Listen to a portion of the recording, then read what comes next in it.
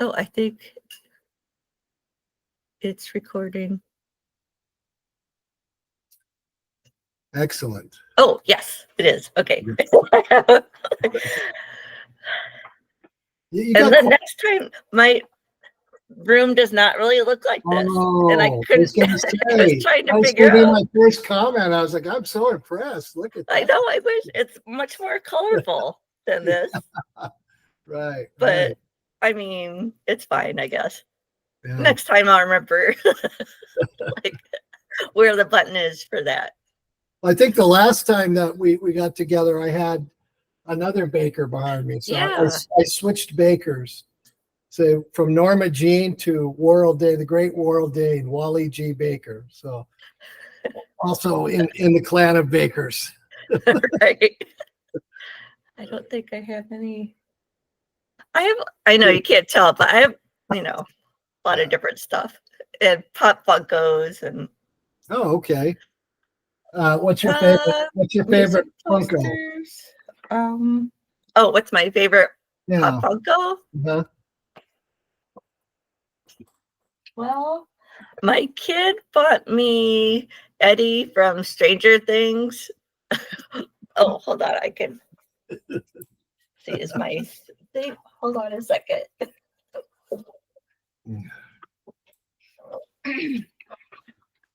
Okay, very good.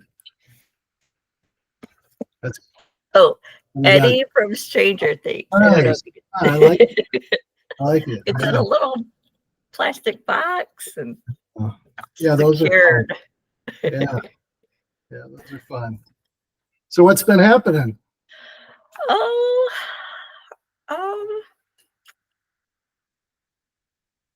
nothing fun. Well, we just went to my kids' choir concert. Nice. Yeah, it was nice. So I'm almost afraid to say.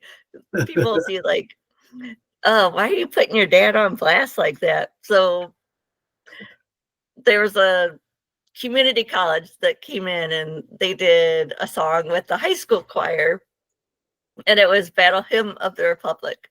Okay. Which is fine. And that song reminds me of my dad because way back in the 80s during election season, oh, God, my dad's gonna kill me. He'll never see this. He doesn't even use his email. But I know somebody be like, my 90-year-old parents just came across their son's videos this last week. So my dad, we'd be driving around in our blue truck. Mm-hmm. Chevy or Ford? He would start humming the Battle Hymn of the Republic, and he would knock down this one particular election site. Yeah. Well, do you think there's any strategy? Seriously, do you think there's any strategy behind, the school or the choir organization getting these kids to sing a battle hymn of the Republic? Yeah, I thought about that. I'm like, oh, really? I mean, really, what a weird choice. But if you look at what the media is trying to get us prepared for, I think it certainly is something along those lines. That's why the opening song of the new album that we're putting out is called "Our Brand is Armageddon." And it's kind of a satirical look at news agencies that basically, they have it all mapped out for us. They tell us, the end is coming and all these horrible things are going to happen. But, if you feel that way, I want to encourage you to do something that I have done recently. Don't watch any news for like 2 weeks and see how you feel about things in the world. It changes your perception completely. Yeah. Really, when you listen to that propaganda of doom and gloom, it gets fed into your psyche and you start believing that that's going to happen. And, we are definitely lab rats for the media. We get fed whatever they're trying to make happen in the world and in society. If people can't see that by now, I don't know when they're going to see it, but every news agency gets paid by who?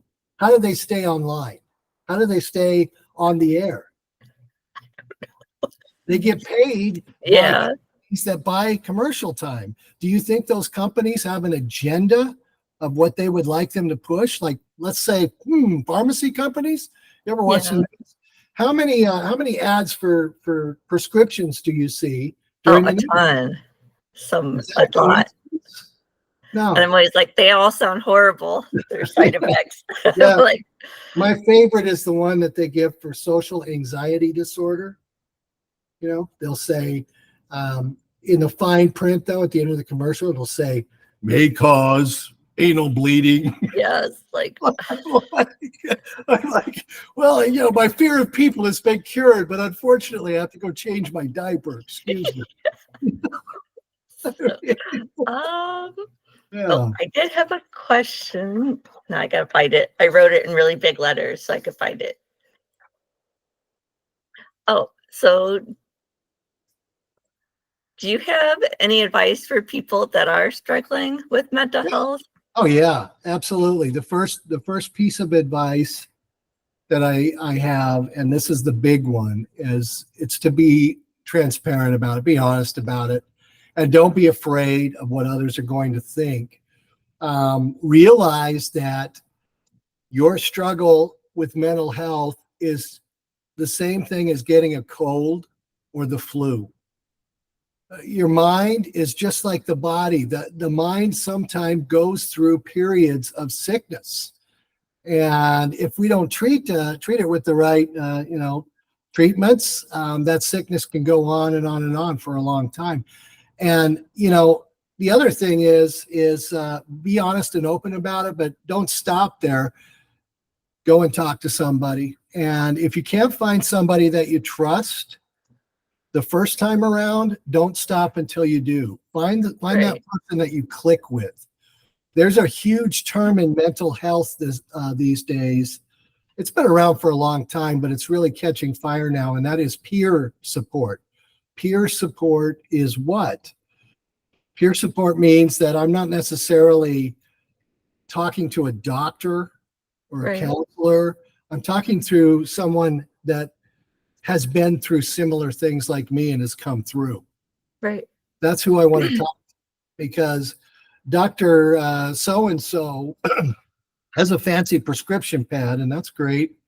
It works for some people, but I fear that it's a lot of those prescriptions are still very experimental, and we don't know what the long range effects of them are going to be.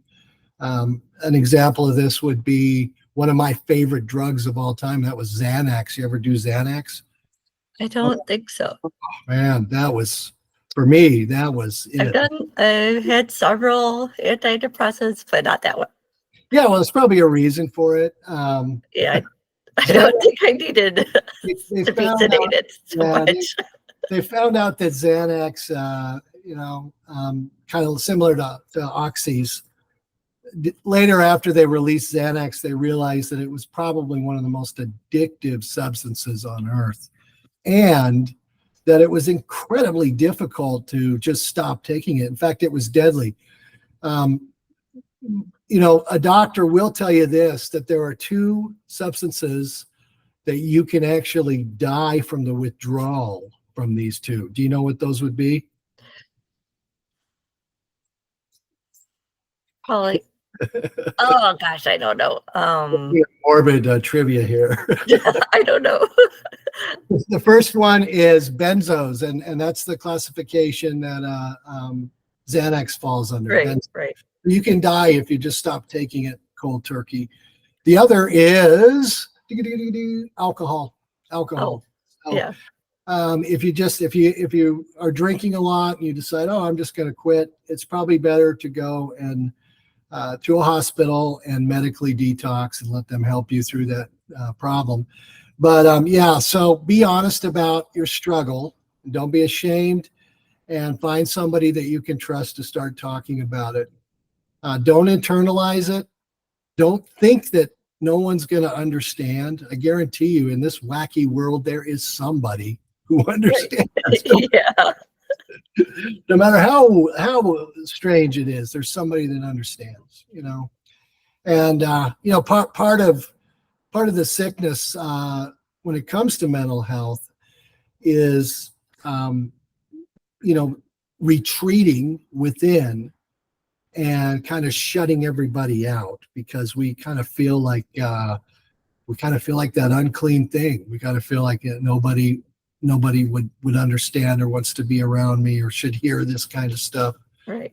And the fact of the matter is, that's poison. That's poison. And so my advice is be open and talk to somebody about it.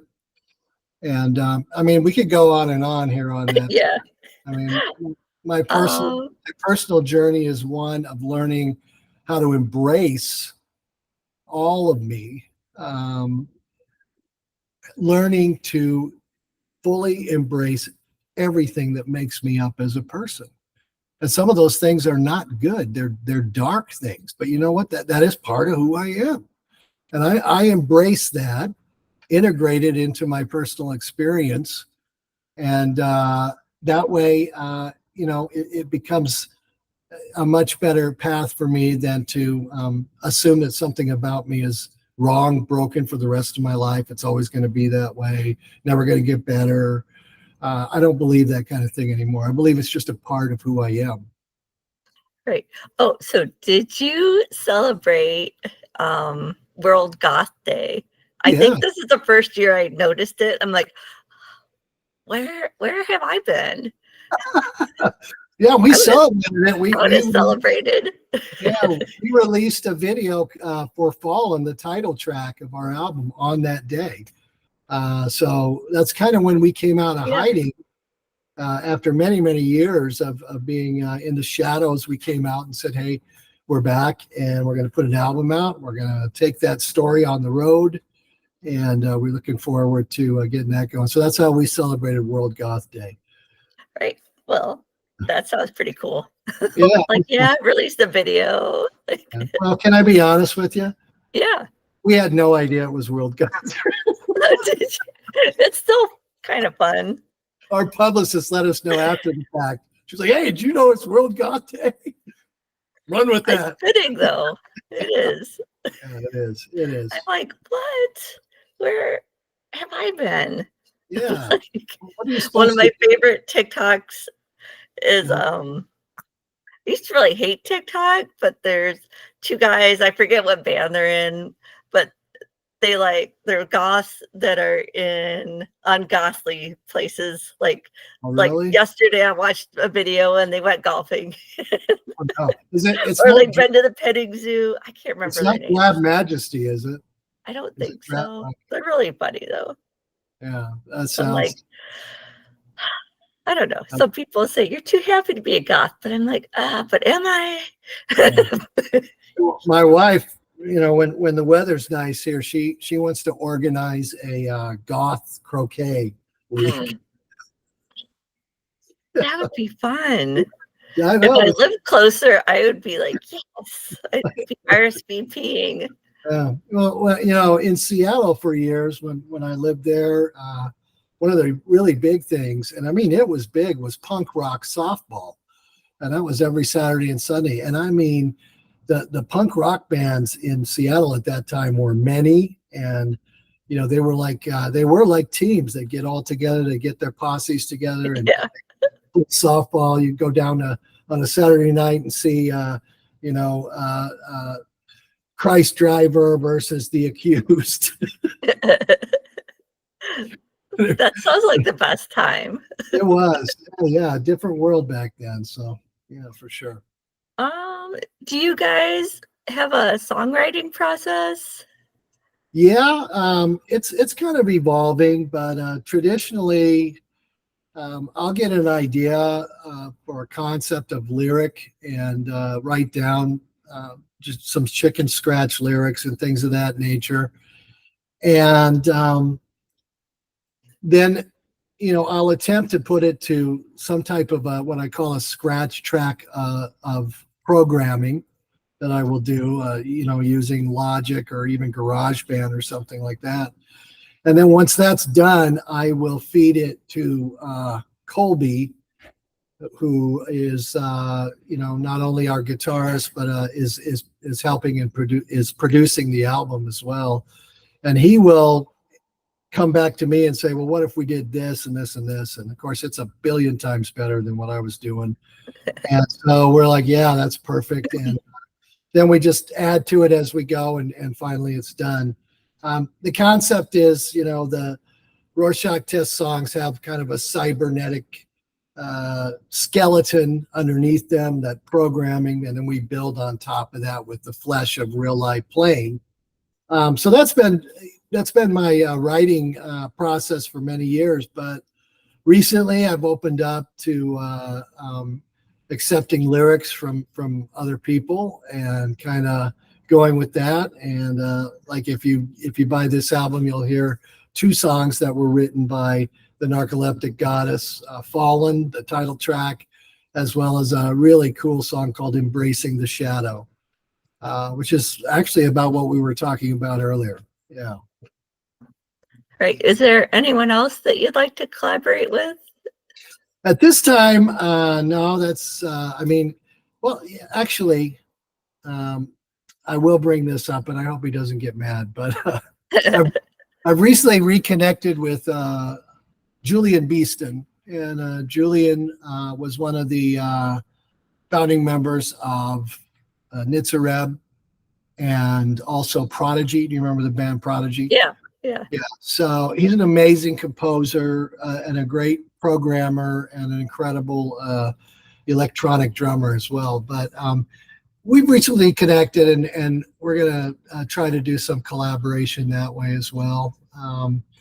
And other than that, no, we're pretty closed when it comes to the writing stuff. We're just now getting back after so many years, so we're still learning how to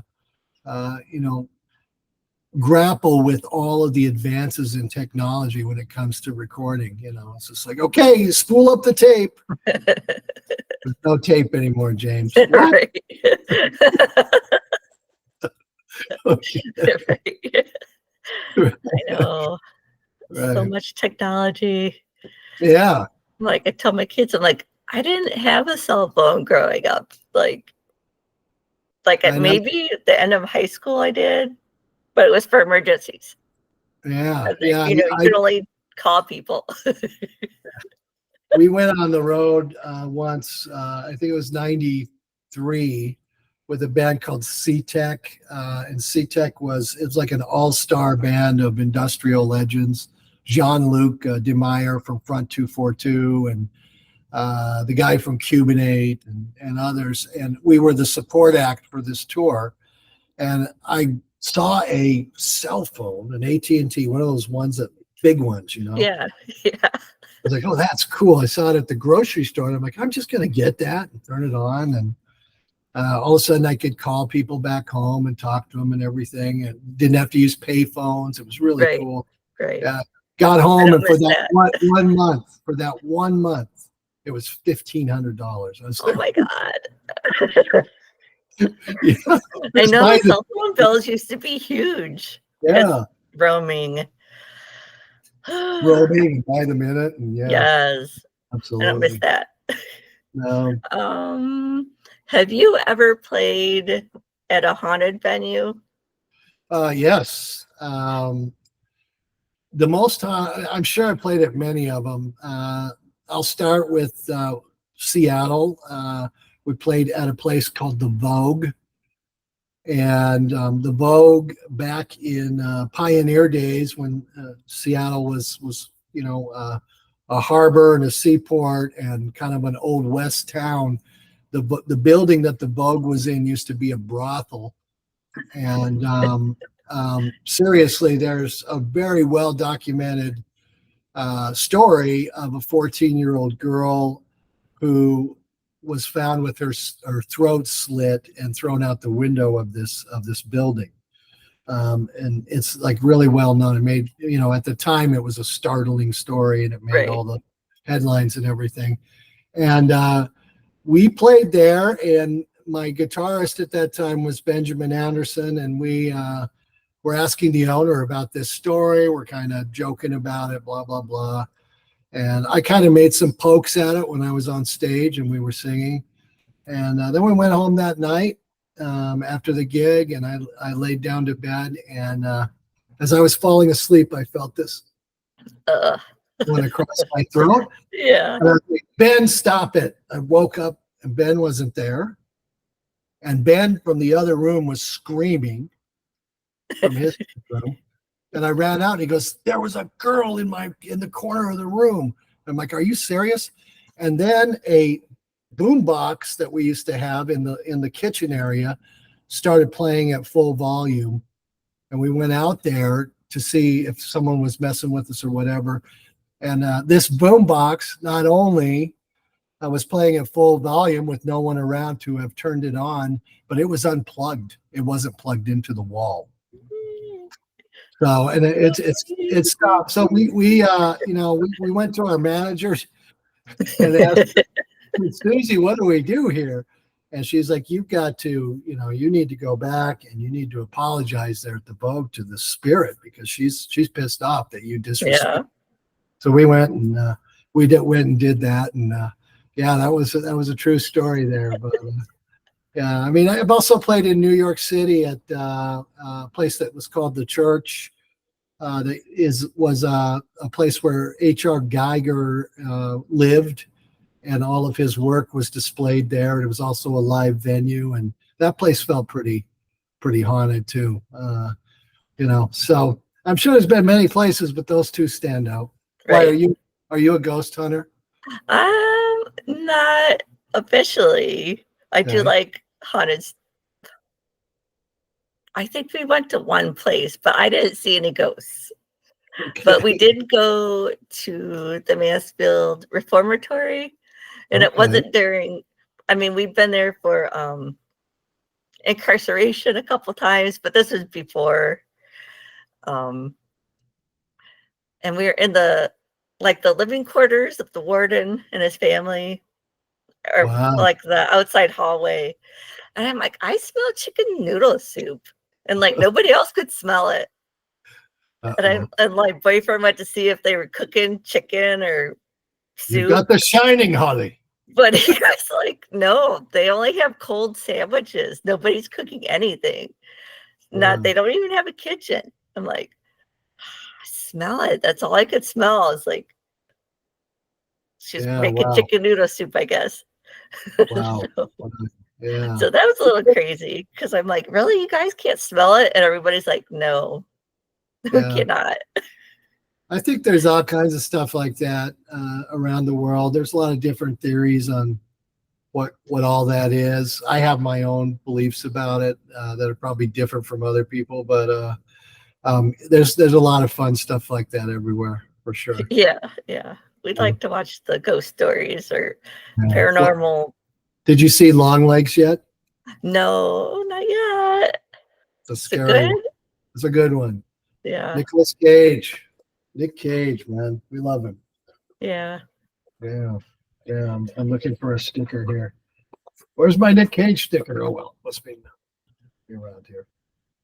I'm not sure. So many questions.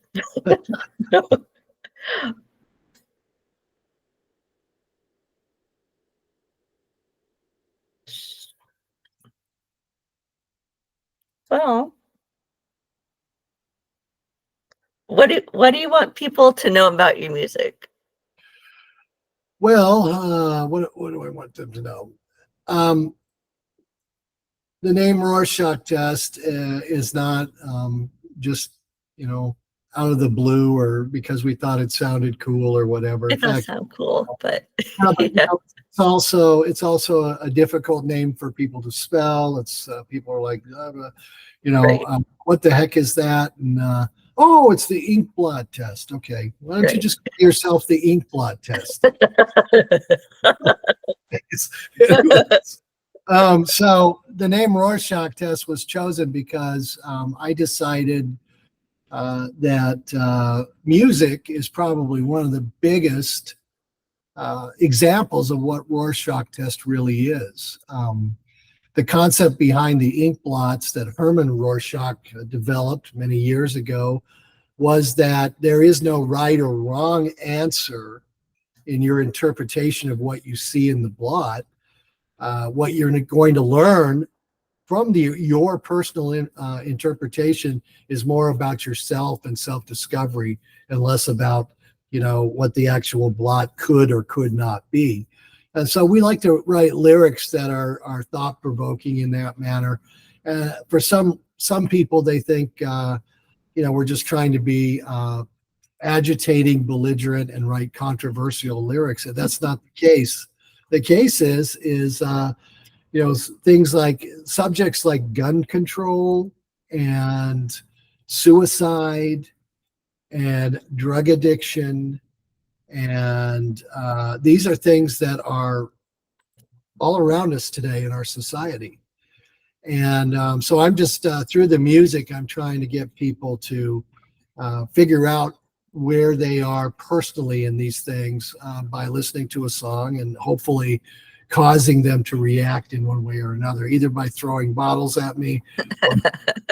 We played at an Air Force base in Killeen, Texas once, and during the Unclean tour. And the second song in the set was "Blow Up America," and about halfway through the second verse, I started getting hit with bottles on my head. Yeah. I later explained to those guys, what the song was about, the intention of the song, and the soldiers then took me, over to the bar, and actually, rather than throwing beer at me, they bought me a few. That's good. Yeah, but so hopefully our music will make you think. We're not really into less. I guess we're not a pop band where we're trying to get you to do the dance of the month or whatever. We talk about real subjects, and hopefully in listening, you're going to start thinking about some things personally, figure out where you're at on these things. Right. Awesome. Well, I don't think I have any more questions. Well, it's always a pleasure to see you. Thank you too. I'm glad it worked out better this time. Definitely. So yeah. So thank you so much for calling me again. Yeah, sure. And Annie, I don't know what was going on, but we finally figured out that there was some confusion there or something. And they're so busy now these days. Yeah, they are. Yeah, but great company. I think she had sent me an email and I didn't see it. And then she must have sent me another one and I saw that one. I'm like, right. Well, I just want to say, October 31st, you can go to our website or Facebook, or maybe it'll be Reddit. I don't know. It'll be posted somewhere. And we're going to do a live stream of the album release listening party, because it'll drop on Halloween. And, that's fun. Yeah. And then we are leaving on tour. We're only going to do 7 dates in January. After that, in the springtime, we might do some more. We haven't decided yet. But if you want to see Rorschach Test live, for sure, check out one of those 7 dates and come and see us there. Okay. We'll look forward to meeting new friends, seeing some old friends. Yeah, definitely. So hopefully you're somewhere close to me. Hopefully. Yeah. Well, if not, we'll send you a link to where you can watch it. Okay. Yeah. So yeah. Watching my Halloween costume. I don't have one yet, but. Do you know what you're going to be this year? I don't know. I do have a Care Bear outfit I haven't worn yet. Okay, there you go. That'll be good. That'll be fun. Well, listen, thanks again. Oh, thank you. We will see you down that long and dusty highway. Yeah. All right.